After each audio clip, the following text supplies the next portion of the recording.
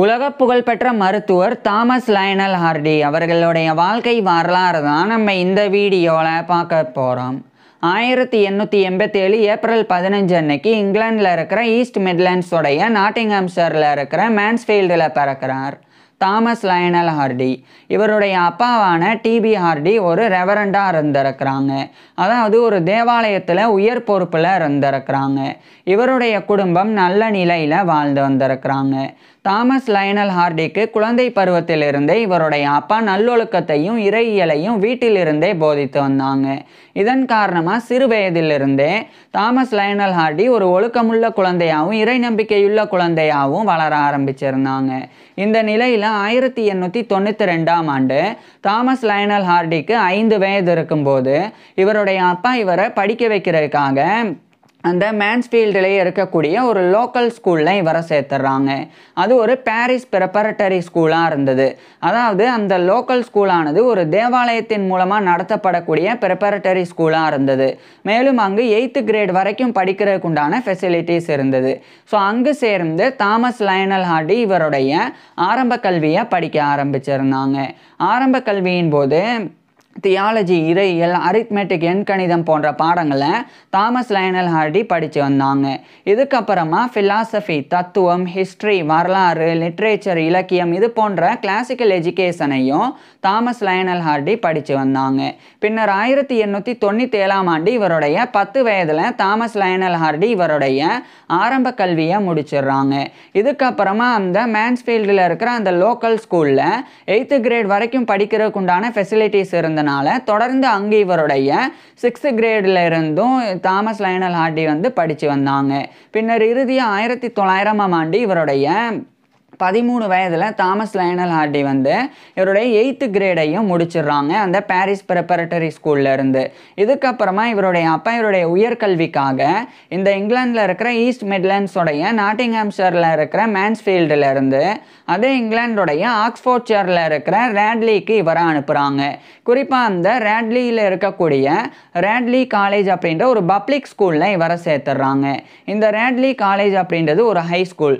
மேலும் இந்த ரேட்லி காலேஜ் அந்த காலகட்டத்தில் Saint Peter's college at Radley அப்படின்னு அழைக்கப்பட்டது. ஸோ அங்கு சேர்ந்து தாமஸ் லயனல் ஹார்டி இவருடைய ஹையர் எஜுகேஷன் உயர்கல்வியை 1900ஆம் ஆண்டிலிருந்து படிக்க ஆரம்பிச்சிருந்தாங்க. உயர்கல்வியின் போது லட்டின் லாங்குவேஜையும் கிரீக் லாங்குவேஜையும் தாமஸ் லயனல் ஹார்டி கற்றுக்கிட்டு வந்தாங்க. இதுக்கப்புறமா Thomas Lionel Hardy natural history, இயற்கை வரலாறு, நேச்சுரல் சயின்சஸ், இயற்கை அறிவியல் இது போன்ற பாடங்களை ஆர்வத்தோடு படிக்க ஆரம்பிச்சிருந்தாங்க. நேச்சுரல் ஹிஸ்ட்ரி, இயற்கை வரலாறு அப்படின்றது பிளான்ட்ஸ் அண்ட் அனிமல்ஸ் பற்றி படிக்கிறது. அதாவது தாவரங்கள் மற்றும் விலங்குகள் குறித்து படிக்கிறது. அதாவது பாட்டனி தாவரவியல், ஜுவாலஜி விலங்கியல் இந்த 2 பாடங்கள் உள்ளடங்கியது நேச்சுரல் ஹிஸ்ட்ரி. அதே சமயம் நேச்சுரல் சயின்சஸ் இயற்கை அறிவியல் அப்படின்றது ஃபிசிக்கல் வேர்ல்டு சம்மந்தமாக படிக்கிறது. அதாவது ஃபிசிக்ஸ், இயற்பியல், கெமிஸ்ட்ரி, வேதியியல், அஸ்ட்ரானமி வானியல், ஜியாலஜி புவியியல், பயாலஜி உயிரியல் அப்படின்னு இது போன்ற பாடங்கள் உள்ளடங்கியது நேச்சுரல் சயின்சஸ்.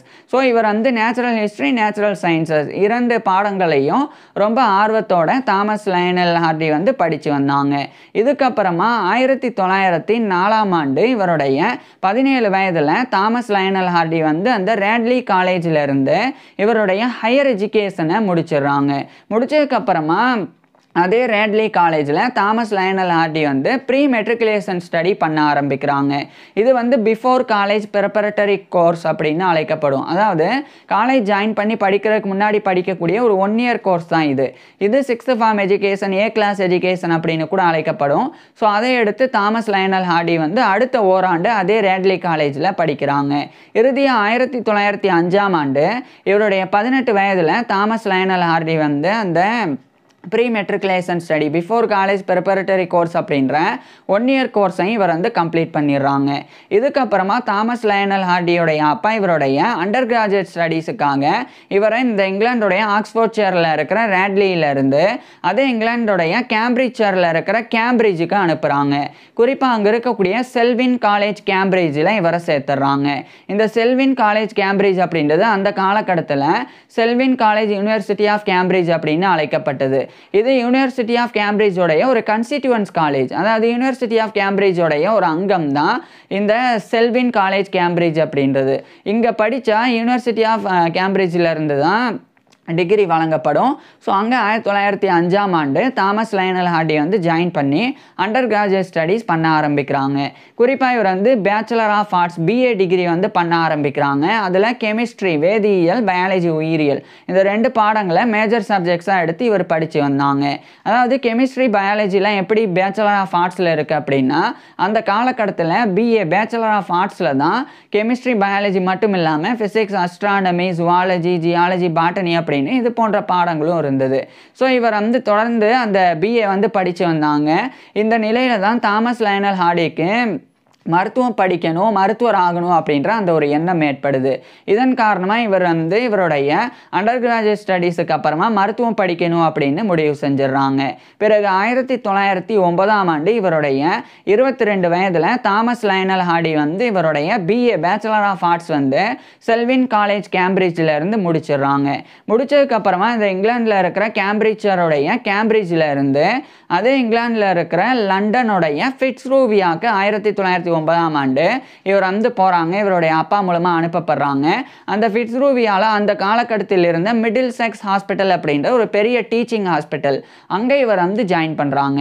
இந்த மிடில் செக்ஸ் ஹாஸ்பிட்டல் அப்படின்றது 2005 வரைக்கும் தான் இருந்தது. அடுத்தது க்ளோஸ் பண்ணப்பட்டது. ஸோ அந்த காலகட்டத்தில் அது வந்து லண்டனில் இருக்கிற ஃபிட்ஸ்ரூவியா, அங்கே தான் இந்த மிடில் செக்ஸ் ஹாஸ்பிட்டல் அப்படின்றது வந்து இருந்தது. மிடில் செக்ஸ் ஹாஸ்பிட்டல் அப்படின்றது நார்மலாக நோயாளிகளுக்கு சிகிச்சை கொடுக்கக்கூடிய ஒரு ஹாஸ்பிட்டல் மட்டும் கிடையாது. அது மருத்துவ மாணவர்களுக்கு மருத்துவ கல்வியையும் மருத்துவ பயிற்சியையும் கொடுக்கக்கூடிய ஒரு டீச்சிங் ஹாஸ்பிட்டலும் கூட. ஸோ அந்த மிடில் செக்ஸ் ஹாஸ்பிட்டலில் தான் 1909ஆம் ஆண்டு தாமஸ் லயனல் ஹார்டி வந்து ஜாயின் பண்ணி மருத்துவம் படிக்க ஆரம்பிச்சிருந்தாங்க. குறிப்பாக தாமஸ் லயனல் ஹார்டி வந்து MBCHB படிக்க ஆரம்பிச்சிருந்தாங்க. MBCHB அப்படின்னா மெடிசனே பேக்லோரேஜ் சிர்ஜி அப்படின்னு லட்டினில் எக்ஸ்பேன்ஷன். இதுவே இங்கிலீஷில் MBBS, bachelor of medicine and bachelor of surgery. இதை தான் தாமஸ் லயனல் ஹார்டி வந்து படித்து வந்தாங்க.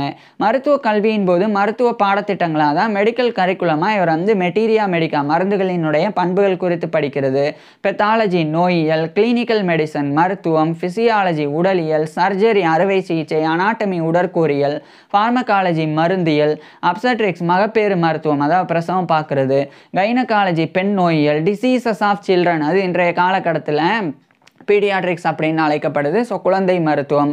இது மட்டும் இல்லாமல் கார்டியாலஜி, இருதயவியல், நியூராலஜி, நரம்பியல் அப்படின்னு இது போன்ற பாடங்கள் எல்லாம் தாமஸ் லயனல் ஹார்டி வந்து படித்து வந்தாங்க. இந்த நிலையில் 1912ஆம் ஆண்டு தாமஸ் லயனல் ஹார்டி வந்து அந்த லண்டன்லேயே இருக்கக்கூடிய royal college of surgeons of England, இது வந்து இங்கிலாந்தில் இருக்கிற சர்ஜன்ஸ், அறுவை சிகிச்சை நிபுணர்களுக்கு உண்டான ஒரு ராயல் காலேஜ், அதனுடைய மெம்பர்ஷிப்பை இவர் வந்து பெறாங்க.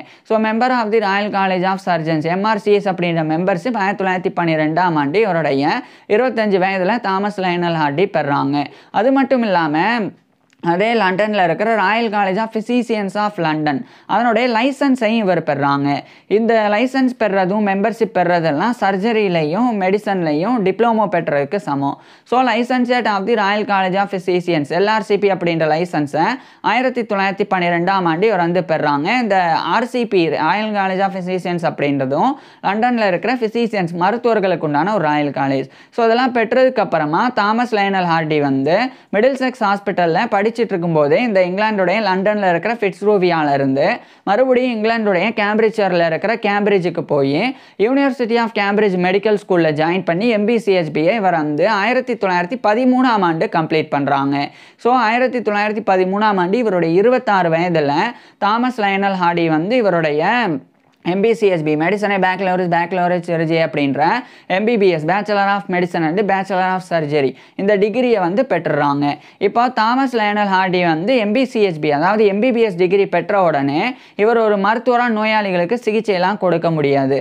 அதுக்கு முன்னாடி ஒரு மருத்துவமனையில் சேர்ந்து அங்கே இருக்கக்கூடிய தேர்ந்த மருத்துவர்கள் நோயாளிகளுக்கு சிகிச்சை கொடுக்கறத பார்த்து பயிற்சி பெறணும். அதுக்கப்புறமா அந்த தேர்ந்த மருத்துவர்களினுடைய மேற்பார்வையின் கீழே தாமஸ் லயனல் ஹார்டி வந்து நோயாளிகளுக்கு சிகிச்சை கொடுக்கணும். இதெல்லாம் சரியாக செஞ்சால் தான் தாமஸ் லயனல் ஹார்டி வந்து ஒரு மருத்துவராக தகுதி பெற முடியும். ஸோ இதுக்காக இவர் இங்கிலாந்துடைய கேம்பிரிட்ஜில் இருக்கிற கேம்பிரிட்ஜில் இருந்து மறுபடியும் இங்கிலாந்துடைய லண்டனில் இருக்கிற ஃபிட்ஸ்ரூவியாவுக்கு போய் மிடில்செக்ஸ் ஹாஸ்பிட்டலில் 1913ஆம் ஆண்டு ஜாயின் பண்ணி ஒரு ஹவுஸ் ஃபிசிஷியனாக இவருடைய மெடிக்கல் ட்ரைனிங்கை எடுத்துக்க ஆரம்பிக்கிறாங்க.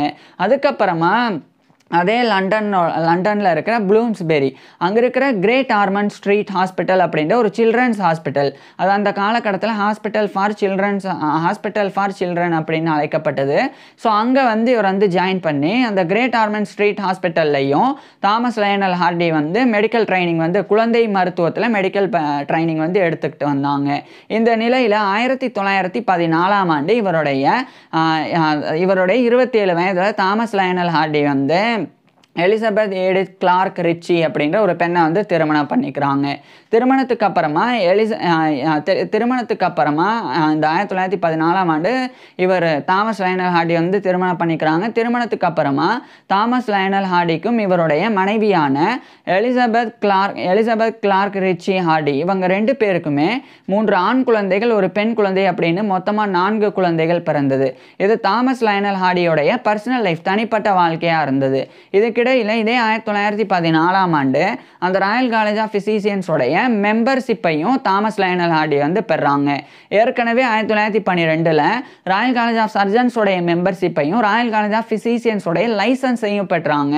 இப்போ 1914 லைசன்ஸ் பெற்ற அந்த ராயல் காலேஜ் ஆஃப் ஃபிசிஷியன்ஸோடைய மெம்பர்ஷிப்பை பெறாங்க. So member of the royal college of physicians MRCP அப்படின்ற மெம்பர்ஷிப் 1914 தாமஸ் லயனல் ஹார்டி பெறாங்க. மேலும் இதே 1914ஆம் ஆண்டு தான் ஃபர்ஸ்ட் வேர்ல்டு வார் முதல் உலகப் போரானது தொடங்கிறது. இந்த முதல் உலகப் போர் தொடங்கியதுக்கு அப்புறமா மிகப்பெரிய அளவில் ராயல் ஆர்மி மெடிக்கல் கோர்ப் அப்படின்றது உருவாக்கப்பட்டது. ராயல் ஆர்மி மெடிக்கல் கோர்ப் அப்படின்றது வந்து இந்த போரில் ஈடுபடக்கூடிய இராணுவ வீரர்கள் அவங்களுக்கு ஏற்படக்கூடிய நோய்கள், அவங்களுக்கு ஏற்படக்கூடிய காயங்கள், அதுக்கு வந்து மருத்துவ சேவை கொடுக்கறதுக்காக உருவாக்கப்பட்டது தான் இந்த ராயல் ஆர்மி மெடிக்கல் கோர்ப் அப்படின்ற இராணுவ மருத்துவ படைப்பிரிவு, RAMC அப்படின்னு சாட்டை அழைக்கப்படும். ஸோ அதில் தாமஸ் லயனல் ஹார்டி வந்து ஜாயின் பண்ணிடுறாங்க உடனடியாக. ஏன்னா இப்போ இவர் வந்து மருத்துவர் ஆகிட்டனால அந்த போரில் இவருடைய நாட்டுக்காக இவர் வந்து RAMCயில் ஜாயின் பண்ணி அங்கே காயமடையக்கூடிய வீரர்களுக்கும் அதே மாதிரி நோயினால் பாதிக்கப்படக்கூடிய வீரர்களுக்கும் தாமஸ் லயனல் ஹார்டி வந்து சிகிச்சை கொடுக்க ஆரம்பிக்கிறாங்க. ஃபர்ஸ்ட் இவர் வந்து வெஸ்டர்ன் ஃப்ரண்ட்டுக்கு வந்து அனுப்பப்படுறாங்க. அங்கே ஒரு கேஷுவல்டி கிளியரிங் ஸ்டேஷன் CCS அதனுடைய ஒரு மெடிக்கல் டிவிஷனில் இவர் வந்து நியமிக்கப்பட்டாங்க. அடுத்து படிப்படியாக அந்த கேஷுவல்டி கிளியரிங் ஸ்டேஷனுடைய மெடிக்கல் டிவிஷனுடைய ரேங்க் ஆஃப் மேஜர், அதாவது மேஜர் அப்படின்ற ரேங்க்கில் இவர் வந்து உயர்வை பெறாங்க. இப்படி தாமஸ் லயனல் ஹார்டி வந்து தொடர்ந்து போரில் வந்து பங்காற்றினாங்க. குறிப்பாக போர்க்காலத்தில் காயமடைஞ்சு விழக்கூடிய இராணுவ வீரர்களை கூட்டிகிட்டு போய் சிகிச்சை கொடுக்கக்கூடிய அந்த தைரிய சேவையை தாமஸ் லயனல் ஹார்டி வந்து பண்ணாங்க. இதுக்கப்புறம் 1918ஆம் ஆண்டு இந்த முதல் உலகப் போரானது முடிவடையுது. 1918ஆம் ஆண்டு முதல் உலகப் போர் முடிவடைஞ்சிருந்தாலும் 1919ஆம் ஆண்டு தான் army, navy, Royal army medical corp அப்படின்னு இதெல்லாமே வந்து டிமொபைலைஸ் பண்ணப்பட்டது. அப்போது டிமொபைலைஸ் பண்ணப்படும் போது அந்த டிஸ்பேச்சஸ் தாமஸ் லயனல் ஹார்டி வந்து மென்ஷன் பண்ணப்பட்டாங்க. அதாவது ஒரு சில இராணுவ வீரர்கள், ஒரு சில மருத்துவர்கள் தான் இது மாதிரி இந்த போர்லாம் முடிஞ்சு டிஸ்பேச் ஆகும்போது குறிப்பிடப்படுவாங்க, இந்த மாதிரி இவங்க முக்கிய சாதனை பண்ணாங்க அப்படின்னு. அந்த மாதிரி தாமஸ் லயனல் ஹார்டி வந்து டிஸ்பேச்சஸில் மென்ஷன் பண்ணப்பட்டாங்க. இதுக்கப்புறம் இந்த 1919ஆம் ஆண்டு தாமஸ் லயனல் ஹார்டி வந்து மறுபடியும் இங்கிலாந்தில் இருக்கிற லண்டனுக்கு வந்து ஃபஸ்ட்டு வந்து தாமஸ் லயனல் ஹார்டி வந்து போகிறாங்க. அங்கே போனதுக்கப்புறமா அங்கே வந்து இவர் வந்து சில வேலைகளில் ஈடுபட்டாங்க. அதுக்கப்புறம் அந்த இங்கிலாந்தில் இருக்கிற லண்டனில் இருந்து அதே இங்கிலாந்தில் இருக்கிற பெர்மிங்ஹாம் அங்கே வந்து இவர் போயிடுறாங்க. குறிப்பாக அந்த பெர்மிங்ஹாமில் இருக்கக்கூடிய எட்ஜ்பாஸ்டன் அங்கே இருக்கிற குயின் எலிசபெத் ஹாஸ்பிட்டல் பெர்மிங்ஹாம் அங்கே இவர் ஒரு அசிஸ்டன்ட் ஃபிசிஷியன், உதவி மருத்துவர் அப்படின்ற பதவியை 1919ஆம் ஆண்டு பெறாங்க. இதனால் தாமஸ் லயனல் ஹார்டி வந்து இவருடைய மனைவி குழந்தைகள் எல்லாம் அழைச்சிட்டு இங்கிலாந்துடைய பெர்மிங்ஹாமில் இருக்கிற எட்ஜ்பாஸ்டனில் வாழ தொடங்குறாங்க. அங்கே இருக்கிற குயின் எலிசபெத் ஹாஸ்பிட்டல் பெர்மிங்ஹாமில் அசிஸ்டன்ட் ஃபிசிஷியனாக ஒர்க் பண்ண ஆரம்பிக்கிறாங்க. அதுக்கப்புறம் 1920 காலகட்டத்தில் அந்த குயின் எலிசபெத் ஹாஸ்பிட்டல் பெர்மிங்ஹாமில் அசிஸ்டன்ட் உதவி மருத்துவர் அசிஸ்டன்ட் ஃபிசிஷியன் அப்படின்ற அந்த பதவியிலிருந்து ஒரு ஃபுல் ஃபிசிஷியன் முழு மருத்துவர் அப்படின்ற பதவியை தாமஸ் லயனல் ஹார்டி வந்து பெற்றுறாங்க. இதுக்கப்புறமா தாமஸ் லயனல் ஹார்டி வந்து அங்கேயே வந்து டாக்டர் ஆஃப் மெடிசன் அப்படின்ற மெடிசனில் போஸ்ட் கிராஜுவேட்டான எம்டி டிகிரி அதை தாமஸ் லயனல் ஹார்டி வந்து படிக்க ஆரம்பிக்கிறாங்க. இதே காலகட்டத்தில் யூனிவர்சிட்டி ஆஃப் பெர்மிங்ஹாம் அதே பெர்மிங்ஹாமில் தான் இருக்குது. ஸோ அதனுடைய ஒரு கிளினிக்கல் லெக்சரராக மருத்துவ விரிவுரையாளராக இவர் வந்து ஜாயின் பண்ணி அந்த ஒர்க்லையும் ஈடுபட ஆரம்பிக்கிறாங்க. அதுக்கப்புறமா அந்த இங்கிலாந்துடைய வெஸ்ட் மிட்லண்ட்ஸில் இருக்கக்கூடிய வால்சால் அப்படின்னு ஒரு இடம், அந்த வால்சால் அப்படின்ற இடத்துல மேனர் ஹாஸ்பிட்டல் அப்படின்னு ஒரு மருத்துவமனை இருக்குது. அதனுடைய ஒரு மருத்துவராகவும் தாமஸ் லயனல் ஹார்டி வந்து நியமிக்கப்படுறாங்க. இந்த வால்சால் அப்படின்ற இடம் வந்து பெர்மிங்ஹாமில் இருந்து கிட்டத்தட்ட 14 கிலோமீட்டருக்குள்ளே தான் இருக்குது. ஸோ பக்கம்தான். ஸோ தாமஸ் லயனல் ஹார்டி வந்து அங்குமே மருத்துவராக வந்து பணிபுரிய ஆரம்பிக்கிறாங்க. இதுக்கப்புறமா 1925ஆம் ஆண்டு டாக்டர் ஆஃப் மெடிசன் அப்படின்ற எம்டி டிகிரியை இவருடைய 38 வயதில் தாமஸ் லயனல் ஹார்டி வந்து பெறாங்க. இதுக்கப்புறமா அப்டாமினல் டிசீசஸ் குறித்து வயிற்றில் ஏற்படக்கூடிய பிரச்சனைகள் குறித்து தாமஸ் லயனல் ஹார்டி வந்து இவருடைய ட்ரைனிங் பெற்று அதில் இவர் வந்து சிகிச்சை கொடுக்கக்கூடிய ஒரு கேஸ்ட்ரோ என்டராலஜிஸ்டாக வந்து மாற ஆரம்பிக்கிறாங்க. இரைப்பை குடல் மருத்துவராக மாற ஆரம்பிக்கிறாங்க. ஸோ குடல், அதுக்கப்புறம் வந்து குடல் சார்ந்த பகுதி, செரிமான மண்டலம், அதே மாதிரி கல்லீரல், சிறுநீரகம் அப்படின்னு இது போன்ற இந்த அப்டாமினல் சார்ந்த ஆர்கன்ஸில் தாமஸ் லயனல் ஹார்டி வந்து ரிசர்ச் வந்து பண்ண ஆரம்பிக்கிறாங்க. இதுக்கிடையில் 1929ஆம் ஆண்டு அந்த ராயல் காலேஜ் ஆஃப் ஃபிசிஷியன்ஸுடைய ஒரு ஃபெல்லோவாகவும் இவர் தேர்ந்தெடுக்கப்படுறாங்க. So fellow of the royal college of physicians FRCP அப்படின்ற இந்த ஒரு பட்டத்தை கௌரவத்தை 1929ஆம் ஆண்டு தாமஸ் லயனல் ஹார்டி வந்து பெறாங்க.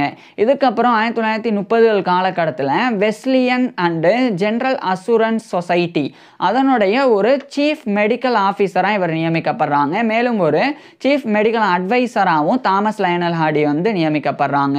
இது மட்டும் இல்லாமல் association of physicians of Great Britain and Ireland அதனுடைய ஒரு மெம்பராகவும் தாமஸ் லயனல் ஹார்டி வந்து நியமிக்கப்படுறாங்க. இப்படி பல பொறுப்புகளில் இவர் நியமிக்கப்பட்டாலும் ரொம்ப முக்கியமாக 1934ஆம் ஆண்டு பெர்மிங்ஹாமுடைய யுனைடெட் பெர்மிங்ஹாம் ஹாஸ்பிட்டல்ஸ் அந்த யுனைடெட் பெர்மிங்ஹாம் ஹாஸ்பிட்டல்ஸுக்கான ஒரு கன்சல்டிங் ஃபிசிஷியன் ஒரு ஆலோசனை மருத்துவராக 1934ஆம் ஆண்டு தாமஸ் லயனல் ஹார்டி வந்து நியமிக்கப்படுறாங்க. மேலும் அதனுடைய கேஸ்ட்ரோ என்டராலஜிஸ்டாகவும் நியமிக்கப்படுறாங்க. இதுக்கப்புறமா பிரிட்டிஷ் மெடிக்கல் அசோசியேஷன் அதனுடைய பெர்மிங்ஹாம் பிரான்ச்சுக்கான பிரசிடெண்டாக 1935 நியமிக்கப்பட்டு 1936 வரைக்கும் அந்த BMA அந்த பிரிட்டிஷ் மெடிக்கல் அசோசியேஷனுடைய அந்த பெர்மிங்ஹாம் பிரான்ச்சோடைய பிரசிடெண்டாக இவர் இருந்தாங்க. இதுக்கப்புறமா சர் ஆர்த்தர் ஃப்ரெடரிக் ஹஸ்ட் அப்படின்னு சொல்லி ஒரு மருத்துவர், அவர் வந்து ஒரு கேஸ்ட்ரோ என்டராலஜிஸ்ட் தான். அவர் தான் வந்து கேஸ்ட்ரோ என்டராலஜி அப்படின்ற ஃபீல்டு உருவாகிறதுக்கு முக்கிய காரணமாக இருந்தவர். ஸோ அவர் ஷார்ட்டாக வந்து சர் ஆர்த்தர் ஃப்ரெடரிக் ஹஸ்ட் அப்படின்றவர் ஷார்ட்டா ஆர்த்தர் ஹஸ்ட் அப்படின்னு அழைக்கப்படுவாங்க. அவர் வந்து தாமஸ் லயனல் ஹார்டியோடைய ஒரு நண்பராக இருந்தாங்க. அவர் 1879ஆம் ஆண்டு பிறந்தவர். இவரோட 8 வயசு கம்மி. ஸோ அவர் கூட சேர்ந்து இந்த கேஸ்ட்ரோ என்டராலஜிக்காக பிரிட்டனில் ஒரு பெரிய சொசைட்டி ஒன்று 1934ஆம் ஆண்டு தாமஸ் லயனல் ஹார்டி வந்து நிறுவுறாங்க. ஸோ ஒன் ஆஃப் த ஃபவுண்டர்ஸாக இவர் வந்து மாறுறாங்க. ஸோ 1937ஆம் ஆண்டு British society of gastroenterology அப்படின்னு சொல்லி ஒரு பிரிட்டிஷ் சொசைட்டி வந்து கேஸ்ட்ரோ என்டராலஜிக்காக நிறுவப்பட்டது. உடனடியாக அந்த பிரிட்டிஷ் சொசைட்டி ஆஃப் கேஸ்ட்ரோ என்டராலஜியோடைய ஃபர்ஸ்ட் ஆர்டினரி செக்ரட்டரியாக ஃபர்ஸ்ட் கௌரவ செயலாளராக 1937ஆம் ஆண்டு தாமஸ் லயனல் ஹார்டி தான் நியமிக்கப்படுறாங்க. இதுக்கப்புறமா அத்தேனியம் கிளப் அப்படின்னு ஒன்று இருக்குது இங்கிலாந்தில். இது வந்து நிறைய இந்த மருத்துவர்கள், ஆராய்ச்சியாளர்கள், மற்ற கலைகள் ஆர்வம் கொண்டவர்கள், ஸோ அவங்களுக்கு உண்டானது. அந்த அத்தேனியம் கிளப்புடைய ஒரு மெம்பராகவும் தாமஸ் லயனல் ஹார்டி நியமிக்கப்பட்டு அங்கே வந்து பிரிட்டிஷ் சொசைட்டி ஆஃப் கேஸ்ட்ரோ என்டராலஜி எப்படி நிறுவப்பட்டது, அதனுடைய முக்கியத்துவம் என்ன அப்படின்றத விளக்கினாங்க. இந்த நிலையில தான் 1939ஆம் ஆண்டு செகண்ட் வேர்ல்டு வார் 2ஆம் உலகப் போரானது தொடங்குகிறது. இது ஒரு பக்கம் இருக்க பிரிட்டிஷ் மெடிக்கல் அசோசியேஷனுடைய கிளினிக்கல் அண்டு பெத்தலாஜிக்கல் செக்ஷன் அதுக்குண்டான ஒரு பிரசிடெண்டாக 1940ஆம் ஆண்டு தாமஸ் லயனல் ஹார்டி வந்து நியமிக்கப்படுறாங்க. இது ரொம்ப சிக்கல் நிறைந்த காலமாக இருந்தது. ஏன்னா 2ஆம் உலகப் போர் நடந்து வந்தது. அப்படி 2ஆம் உலகப் போர் நடந்து வரும்போது இந்த மருத்துவமனைகளில் நிறைய இராணுவ வீரர்கள் வந்து அனுமதிக்கப்பட்டாங்க. அதுக்கப்புறம் பசி பட்டினியினால ஊட்டச்சத்து குறைபாடு காரணமாக குழந்தைகள் கூட நிறைய பேர் இந்த மாதிரி மருத்துவமனைகளில் இங்கிலாந்துலலாம் அனுமதிக்கப்பட்டாங்க. அப்படி அவ்வளோ பேர் வந்து அட் அ டைமில் அனுமதிக்கப்படும் போது அவங்களுக்கு சிகிச்சை கொடுக்கறதுக்கு உண்டான போதுமான மருத்துவர்கள் வந்து இல்லாமல் இருந்தாங்க. அப்போ வெளிநாடுகளில் இருந்து குறிப்பாக இந்த அமெரிக்கா, யுனைடெட் ஸ்டேட்ஸ், கனடா போன்ற நாடுகளில் இருந்து யுனைடெட் கிங்டமுக்கு இந்த மாதிரி மருத்துவர்கள் வரவழைக்கப்பட்டாங்க. அதுக்கப்புறம் தான் ஓரளவுக்கு இந்த வேலை பளுவானது குறைஞ்சி வந்தது. இதுக்கிடையில் 1944ஆம் ஆண்டு ராயல் காலேஜ் ஆஃப் ஃபிசிசியன்ஸ் உடைய ஒரு கவுன்சில் மெம்பரா, அதாவது ஒரு கவுன்சிலரா நியமிக்கப்படுறாங்க. மேலும் ராயல் காலேஜ் ஆஃப் ஃபிசிசியன்ஸ் உடைய ஒரு க்ரூனியன் லெக்சரரா இந்த 1944ஆம் ஆண்டு தாமஸ் லைனல் ஹார்டி நியமிக்கப்படுறாங்க. க்ரூனியன் லெக்சரர் அப்படின்னா வில்லியம் க்ரூன் அப்படின்னு ஒரு மருத்துவர். இந்த வில்லியம் க்ரூன் இறந்த பிறகு, இந்த வில்லியம் க்ரூனுடைய வாழ்க்கை வரலாறு நம்ம ஏற்கனவே பார்த்துருக்குறோம். அவர் இறந்த பிறகு அந்த வில்லியம் க்ரூனுடைய பேரில் க்ரூனியன் லெக்சர்ஸ் அப்படின்னு ஒரு மெடிக்கல் லெக்சர் ஆனது ராயல் காலேஜ் ஆஃப் ஃபிசிசியன்ஸில் அவருடைய நினைவாக நிறுவப்பட்டது. அது வழங்குறதுக்கு அந்த ராயல் காலேஜ் ஆஃப் ஃபிசிசியன்ஸ் வந்து அந்த மெடிக்கல் லெக்சர் வருடம் வழங்குவாங்க. அப்படி வழங்குறதுக்கு தலை சிறந்த மருத்துவர்களில் ஒருத்தரை தேர்ந்தெடுப்பாங்க. அது மாதிரி 1944ஆம் ஆண்டு தாமஸ் லைனல் ஹார்டியை தான் க்ரூனியன் லெக்சரராக ராயல் காலேஜ் ஆஃப் ஃபிசிசியன்ஸ் தேர்ந்தெடுத்தாங்க. இவர் வந்து order and disorder in the large intestine அப்படின்ற டைட்டிலில் அந்த மெடிக்கல் லெக்சரை 1944 கொடுத்தாங்க. அதாவது order and disorder in the large intestine அப்படின்றது பெருங்குடலில் ஏற்படக்கூடிய நல்ல விஷயங்கள் மற்றும் பிரச்சனைகள் குறித்து இவர் வந்து அந்த ஒரு விரிவுரையை கொடுத்தாங்க. அதுக்கப்புறம் 1945ஆம் ஆண்டு 2ஆம் உலகப் போரானது முடிவடையுது. இதுக்கப்புறம் 1946ஆம் ஆண்டு இவர் வந்து அந்த ஜாயின் பண்ண அந்த பிரிட்டிஷ் சொசைட்டி ஆஃப் கேஸ்ட்ரோஎன்டராலஜி அதனுடைய ஹானரி செக்ரட்டரி, கௌரவ செயலாளர் அப்படின்ற பொறுப்பில் இருந்து 9 ஆண்டுகளுக்கு பிறகு 1937 1946 வரைக்கும் 9 ஆண்டுகளுக்கு பிறகு தாமஸ் லைனல் ஹார்டி வந்து அந்த பொறுப்பில் இருந்து விலகுறாங்க. அதுக்கப்புறம் 1947ஆம் ஆண்டு ராயல் காலேஜ் ஆஃப் ஃபிசிசியன்ஸ் உடைய கவுன்சிலர் அப்படின்ற பொறுப்பில் இருந்து விலகுறாங்க. இந்த காலகட்டத்தில் தான் அல்சரேட்டிவ் டிசீஸ் அப்படின்னு ஒரு பெரிய அல்சரேட்டிவ் கொலைட்டஸ் அப்படின்னு ஒரு பெரிய டிசீஸ் ஒன்று வந்து இருக்குது. இந்த டிசீஸ்னால பாதிக்கப்பட்டவங்களுக்கு நிறைய பிரச்சனைகள் இருந்தது. ஃபஸ்ட்டு அல்சரேட்டிவ் கொலைட்டஸ் அப்படின்றது பெருங்குடலில் பாதிப்பை ஏற்படுத்தும். அது வந்து அல்சர் போன்ற புண்களை ஏற்படுத்தும், இல்லைன்னா இன்ஃப்ளமேஷன் வீக்கத்தை வந்து ஏற்படுத்தக்கூடியது இந்த அல்சரேட்டிவ் கொலைட்டஸ் அப்படின்ற இந்த ஒரு நோய். இது ஷார்ட்டா யூசி அப்படின்னு அழைக்கப்படும். இந்த நோய் ஏற்பட்டால் அந்த காலகட்டத்தில் அறுவை சிகிச்சை தான் பண்ணணும், வேற வழி இல்லை, அந்த நிலைமை இருந்தது. ஆனால் அறுவை சிகிச்சை பண்ணால் ஸ்மால் இன்டெஸ்டினுடைய இலியம் அப்படின்ற பகுதி, அதாவது சிறுகுடலினுடைய இலியம் அப்படின்ற பகுதி வந்து வெளியே வரும். அப்படி வெளியே வரும்போது அதிலிருந்து கழிவுகள் வெளியே கசியும். அதன் மூலமாக அறுவை சிகிச்சை பண்ணும்போதே மற்ற பாதிப்புகள் மூலமாக நோயாளிகள் வந்து பாதிக்கப்படுவாங்க. ஃபஸ்ட்டு ஸ்மால் இன்டெஸ்டின் சிறுகுடல் 3 பகுதியாக வந்து இருக்குது. ஒன்று வந்து டொய்டினம் அப்படின்னு, அதுதான் வந்து ஃபஸ்ட்டு பார்ட்டு. ரெண்டாவது வந்து ஜெய்ஜுனம் அப்படின்னு, இது வந்து செகண்ட் பார்ட்டு. மூன்றாவது இந்த ஒரு இலியம் அப்படின்றது. இந்த இலியம் அப்படின்ற இந்த ஒரு பகுதி, சிறுகுடலின் பகுதி வந்து இப்போ அப்டாமினல்ல இங்கே வந்து துளையிடுவாங்க. அது வந்து ஸ்டோமா அப்படின்னு சொல்லி அழைக்கப்படும். அந்த மேற்பரப்பு, வயிற்றினுடைய மேற்பரப்பில் துளையிடுறது. அப்படி துளையிடப்பட்ட பிறகு அங்கே தான் வந்து ஸ்மால் இன்டெஸ்டின், அந்த சிறுகுடலினுடைய இலியம் அப்படின்ற பார்ட் வந்து வெளியே வரும். அப்படி வெளியே வரும்போது அறுவை சிகிச்சை பண்ணுறனால அங்கே வந்து நிறைய பாதிப்புகள் ஏற்படும். அப்போ அதை சரி செய்யணும் அப்படின்னு யுனைடெட் ஸ்டேட்ஸில், அதாவது அமெரிக்காவில் ஒரு முக்கிய ஒரு விஷயம் வந்து இருந்தது. அதுதான் வந்து இலியோஸ்டோமி அப்படின்னு சொல்லி, இலியோஸ்டோமி பேக் அப்படின்னு ஒன்று இருந்தது. இது வந்து ஒரு வாட்டர் ப்ரூஃப் மாதிரி ஒரு பேக். அதை வந்து இங்கே வந்து வச்சுருவாங்க. அப்படி அறுவை சிகிச்சை பண்ண பிறகு அந்த ஸ்மால் இன்டெஸ்டினுடைய இலியம் அப்படின்ற பார்ட்டினுடைய திறப்பு அங்கே வந்து இந்த ஒரு இலியோஸ்டோமி அப்படின்ற பேக்கை வந்து மாட்டிடுவாங்க. அதன் மூலமாக கழிவுகள், மலம் போன்றதெல்லாம் அந்த பேக்கில் வந்து போயிடும். அதுக்கப்புறம் அதை வந்து சுத்தம் செஞ்சுட்டு மறுபடியும் அதை மாற்றவும் செய்யலாம், அல்லது சுத்தம் செஞ்சுட்டு அதே இலியோஸ்டோமி பேக்கை வந்து மறுபடியும் போட்டுக்கலாம். இது மாதிரி இருந்தது. ஆனால் அது வந்து யுனைடெட் ஸ்டேட்ஸில் இருந்து யுனைடெட் கிங்டமுக்கு அந்த காலகட்டத்தில் இறக்குமதி செய்யப்பட்டது. இப்படி இறக்குமதி செய்யப்படுறதுனால ரொம்ப எக்ஸ்பென்சிவாக இருந்தது. அது ரொம்ப காசு போட்டு வாங்குற நிலைமை. அதனாலேயே ஏழைகள்லாம் வந்தாங்கன்னா அவங்களுக்கு இதெல்லாம் வந்து வாங்குற அளவுக்கு அஃபர்டபுளாக இருக்காது. ஸோ இந்த மாதிரி பிரச்சனை எல்லாம் இருந்தது.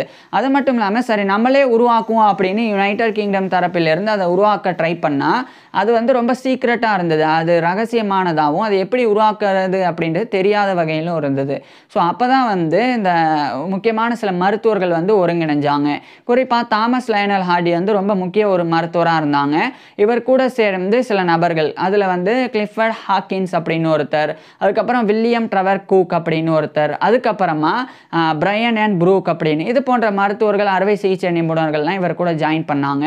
அதுக்கப்புறம் 1948ஆம் ஆண்டு தாமஸ் லைனல் ஹார்டி வந்து ரப்பரை பயன்படுத்தி ரப்பரை அடிப்படையாக கொண்ட இந்த ஒரு இலியோஸ்டமி பேக்கை இவர் உருவாக்குறாங்க. ஸோ ரப்பர் பேஸ்டு இலியோஸ்டமி பேக்கை 1948ஆம் ஆண்டு தாமஸ் லைனல் ஹார்டி உருவாக்குறாங்க.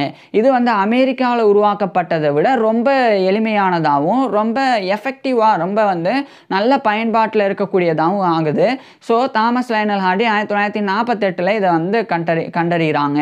இதுக்கு வந்து அதை பெர்மிங்ஹாமில் இருக்கிற டன்லாப் கம்பெனி அப்படின்னு ஒரு நிறுவனம், அவங்களுடைய ரிசர்ச் டிபார்ட்மெண்ட்டில் தாமஸ் லைனல் ஹார்டி உட்பட நான் சொன்ன மருத்துவர்கள் வந்து அங்கே ஆராய்ச்சி பண்ணாங்க. அந்த டன்லாப் கம்பெனி வந்து இதுக்கு நிதி உதவி வழங்கினாங்க. அதன் மூலமாக 1948 இது வந்து கண்டறியப்பட்டது. ஸோ மிகப்பெரிய ஒரு விஷயத்தை தாமஸ் லைனல் ஹார்டி இந்த ஒரு பெரிய சாதனையை படைக்கிறாங்க. இதுக்கப்புறமா அந்த 1948ஆம் ஆண்டு தான் யூனிவர்சிட்டி ஆஃப் பெர்மிங்ஹாமுடைய ஒரு பர்சனல் சேர் இன் கேஸ்ட்ரோ என்டராலஜியாக இவர் வந்து நியமிக்கப்படுறாங்க. சேர் அப்படின்னாலும் ப்ரொஃபஸர் அப்படின்னாலும் ஒன்று தான். ஸோ ப்ரொஃபஸர் ஆஃப் கேஸ்ட்ரோ என்டராக்டமி, அதாவது குடல் இரைப்பை அதனுடைய அந்த ஒரு பாடத்தினுடைய பேராசிரியராக 1948ஆம் ஆண்டு தாமஸ் லைனல் ஹார்டி நியமிக்கப்படுறாங்க. இதுக்கப்புறமா 1949ஆம் ஆண்டு த லான்செட் அப்படின்ற ஒரு பெரிய பிரிட்டிஷ் மெடிக்கல் ஜேர்னலில் இந்த ரப்பர் பேஸ்டு இலியோஸ்டோமி பேக் அதை பற்றி தாமஸ் லைனல் ஹார்டி வந்து ஒரு முக்கியமான ரிசர்ச் ஒர்க் எழுதி வெளியேற்றி அதை வந்து தெரியப்படுத்துகிறாங்க. அதை வந்து வெளியிட்டு அதுக்கப்புறம் இந்த ரப்பர் பேஸ்டு அந்த ஒரு இலியோஸ்டோமி பேக் வந்து பெரிய அளவில் இந்த ஒரு அல்சரேட்டிவ் கொலைட்டஸ் அப்படின்ற இந்த ஒரு அறுவை சிகிச்சை பண்ணும்போது, இந்த நோய்க்கு அறுவை சிகிச்சை பண்ணும்போது அது வந்து பயன்பாட்டுக்கு மாறுது. அது அந்த பயன்பாட்டுக்கு மட்டும் இல்லாமல் கோலன் கேன்சர், இந்த குடலில் இருக்கக்கூடிய புற்றுநோய் அதன் மூலமாக பாதிக்கப்பட்டவங்களுக்கு இந்த ரப்பர் பேஸ்டு இலியோஸ்டோமி பேக் வந்து பயன்பாட்டுக்கு வந்தது. ஸோ இதெல்லாம் தாமஸ் லைனல் ஹார்டி பண்ண பெரிய சாதனைகள். இதுக்கப்புறம் 1950ஆம் ஆண்டு ராயல் காலேஜ் ஆஃப் ஃபிசிஷியன்ஸுடைய ஒரு எக்ஸாமினராக இவர் வந்து தேர்ந்தெடுக்கப்படுறாங்க. மேலும் கமிட்டி ஆஃப் மேனேஜ்மெண்ட் அதில் ஒரு மெம்பராகவும் அதே 1950ஆம் ஆண்டு தாமஸ் லைனல் ஹார்டி வந்து நியமிக்கப்படுறாங்க. இந்த நிலையில தான் தாமஸ் லைனல் ஹார்டியோடைய மனைவி வந்து ஹைப்பர் டென்ஷனால் பாதிக்கப்பட்டு இறுதி 1952ஆம் ஆண்டு தாமஸ் லைனல் ஹார்டியோடைய மனைவியான எலிசபெத் கிளார்க் ரிச்சி ஹார்டி அவங்க வந்து இறந்து போயிடுறாங்க. அவங்க வந்து எலிசபெத், அவங்களுடைய ஷார்ட் நேம் வந்து எலிசபெத் அப்படின்ற ஈடித் அப்படின்னு இருக்கும். So Elizabeth Clark Ritchie Hardy அவங்க 1952 இறந்து போயிடுறாங்க. அவங்க இறந்து போன அதே 1952ஆம் ஆண்டு இவருடைய 65 வயதில் தாமஸ் லைனல் ஹார்டி வந்து ரிட்டையர் ஆகுறாங்க. குறிப்பாக யூனிவர்சிட்டி ஆஃப் பெர்மிங்ஹாமுடைய ப்ரொஃபஸர் ஆஃப் கேஸ்ட்ரோ என்டராக்டமி அந்த பதவியில் இருந்தும், அதே மாதிரி குயின் எலிசபெத் ஹாஸ்பிட்டல் பெர்மிங்ஹாமுடைய ஃபிசிஷியன் அந்த மருத்துவர் அப்படின்ற பொறுப்பில் இருந்தும், மேனர் ஹாஸ்பிட்டல் வால்சல் அதனுடைய ஒரு கன்சல்டன்ட் ஃபிசிஷியன் அந்த பொறுப்பில் இருந்தெல்லாம் இவர் வந்து ரிட்டையர் ஆயிடுறாங்க. ரிட்டையர் ஆகிட்டு இங்கிலாண்டில் இருக்கிற பெர்மிங்ஹாமில் இருந்து அதே இங்கிலாந்துடைய வெஸ்ட் மிட்லாண்ட்ஸில் இருக்கிற ஒஸ்டர்ஷர் அங்கே வந்து இவர் போயிடுறாங்க. குறிப்பாக அந்த ஒஸ்டர்ஷருக்கு போய் அங்கே இருக்கக்கூடிய லீ சின்டன் அப்படின்ற இடத்துல இவர் ஃபஸ்ட்டு வாழ்ந்தாங்க. இது வந்து ஒஸ்டர்ஷர் இருக்கிற மெல்பர்ன்ல இருக்குது. அதுக்கப்புறம் அங்கிருந்து ஆல்ஃப்ரிக் அப்படின்ற இன்னொரு இடம், இது வந்து ஒஸ்டர்ஷருடைய மெல்பர்ன்ல தான் இருக்கு. ஸோ அங்கே போய் இவர் வாழ ஆரம்பிக்கிறாங்க. இந்த நிலையில தான் 1954ஆம் ஆண்டு இவருடைய 67 வயதில் இவருடைய 67 வயதில் தாமஸ் லைனல் ஹார்டி வந்து ரெண்டாவதாக மார்கரெட் மேச்சின் ஆஸ்கம் அப்படின்ற இன்னொரு பெண்ணை இவர் வந்து திருமணம் பண்ணிக்கிறாங்க. திருமணத்துக்கு அப்புறமா 1954 இவருடைய 67 வயதில் திருமணம் பண்ணிக்கிறாங்க. திருமணத்துக்கு அப்புறமா தாமஸ் லைனல் ஹார்டி மற்றும் இவருடைய இரண்டாவது மனைவியான மார்கரெட் மேச்சின் ஆஸ்கம் ஹார்டி இவங்க 2 பேருடைய வாழ்க்கையானது ரொம்ப சிறப்பாக இருந்து வந்தது. இது வந்து தாமஸ் லைனல் ஹார்டியோடைய பர்சனல் லைஃப். இன்னொரு பக்கம் தாமஸ் லைனல் ஹார்டி வந்து இவருடைய பர்சனல் லைஃப்பில் ரொம்ப என்ஜாய் பண்ணி இவருடைய வாழ்க்கையை வாழ்ந்தாங்க. இவருடைய ஹாபி வந்து மியூசிக் கேட்குறது. அதுக்கப்புறமா இவர் வந்து இந்த ஃப்ளை ஃபிஷிங் அதில் வந்து ஆர்வம் காட்டினாங்க. அதனால் மிட்லாண்ட்ஸ் ஃப்ளை ஃபிஷர்ஸ் கிளப் அந்த மிட்லாண்ட்ஸ் ஃப்ளை ஃபிஷர்ஸ் கிளப்புடைய ஒரு மெம்பராகவும் இருந்தாங்க. அதுக்கப்புறமா இவருக்கு வந்து கிரிக்கெட் ஆடுறது, கிரிக்கெட்டை பார்க்குறது அதிலெல்லாம் கூட தாமஸ் லயனல் ஹார்டிக்கு நிறைய ஆர்வம் இருந்து வந்தது. இதுக்கப்புறம் தான் 1960கள் காலகட்டத்தில் தாமஸ் லயனல் ஹார்டி வந்து பெரிஃபரல் வாஸ்குலர் டிசீஸ்னால பாதிக்கப்படுறாங்க. இதனால் துரதிர்ஷ்டவசமாக இவருடைய 2 கால்களும் வெட்டப்படணும், ஆம்பியூட் பண்ணி எடுக்கப்படணும் அப்படின்ற நிலைமை ஏற்படுது. அதுவும் பண்ணப்படுது. ஸோ இவருடைய 2 கால்களையும் தாமஸ் லயனல் ஹார்டி வந்து இழக்கிறாங்க. இழந்ததுக்கப்புறமா வீல் சேரில் தான் தாமஸ் லயனல் ஹார்டி வந்து இவருடைய மீத வாழ்க்கையை வாழ்ந்து வந்தாங்க. இருந்தாலும் தாமஸ் லயனல் ஹார்டி வந்து தொடர்ந்து சொன்ன விஷயங்கள், இவருடைய மருத்துவ மாணவர்கள், இவர் கீழே மாணவர்களாக இருந்தவங்க, அப்போ படிக்கக்கூடிய மருத்துவ மாணவர்கள், மற்ற மருத்துவர்கள் அவங்களுக்கு என்ன உதவி தேவைப்பட்டாலும் தாமஸ் லயனல் ஹார்டி வந்து கடைசி வரைக்கும் கால்களை இழந்த பிறகும் கூட செஞ்சு வந்தாங்க. ஸோ இப்பேற்பட்ட நபர் இறுதியாக லுக்கீமியானால் பாதிக்கப்பட்டு 1969 மே 16 அன்னைக்கு இவருடைய 82 வயதில் தாமஸ் லயனல் ஹார்டி இறந்து போயிடுறாங்க. ஸோ 1969 மே 16 அன்னைக்கு இவருடைய 82 வயதில் தாமஸ் லயனல் ஹார்டி இறந்து போயிடுறாங்க. தாமஸ் லயனல் ஹார்டி வந்து இறந்து போயிட்டாலும் தாமஸ் லயனல் ஹார்டி வந்து மருத்துவத்திற்கு ஆற்றின பணி அது வந்து இன்னைக்கு வரைக்கும் நிரந்தரமாக இருந்து வருது. குறிப்பாக வந்து அந்த ரப்பர் பேஸ்டு இலியோஸ்டமி பேக் அது வந்து இன்னைக்கு வரைக்குமே வந்து நான் ஏற்கனவே சொன்னேன், அல்சரேட்டிவ் கொலைட்டிஸ் டிசீஸுக்கு சர்ஜரி பண்ணுறதுல ஆரம்பித்து கோலன் கேன்சருக்கு சர்ஜரி பண்ணுற வரைக்கும் பல விஷயங்களில் இது வந்து ரொம்ப முக்கிய பயன்பாடாக வந்து இருந்து வருது. இன்றைக்கி நிறைய மக்கள் வந்து இதனால் காப்பாற்றப்பட்டு வராங்க. ஸோ இப்படி நேரடியாகவும் மறைமுகமாகவும் பல மக்கள் எண்ணிலடங்காதவங்க காப்பாற்றப்படுறதுக்கு தாமஸ் லயனல் ஹார்டி வந்து முக்கிய காரணமாக இருக்கிறாங்க. இப்பேற்பட்ட தாமஸ் லயனல் ஹார்டி பற்றி நீங்கள் என்ன நினைக்கிறீங்க அப்படின்றத கீழே கமெண்ட்ஸில் சொல்லுங்கள். உங்களுக்கு எந்த மாதிரியான டாபிக்ஸில் எந்த மாதிரியான வீடியோஸ் வேணும் அப்படின்றதையும் கீழே கமெண்ட்ஸில் சொல்லுங்கள். தேங்க்யூ.